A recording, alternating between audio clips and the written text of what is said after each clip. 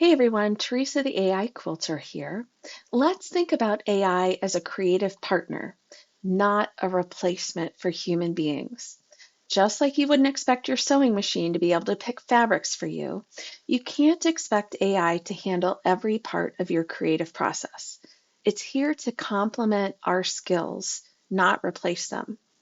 For example, AI is fantastic for sparking ideas, like what if I combine traditional block patterns with a modern twist?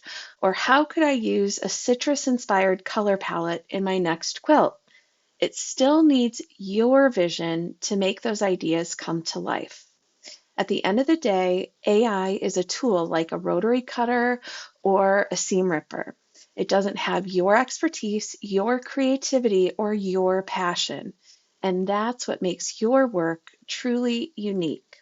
So embrace AI as your assistant, not your boss, and keep creating confidently.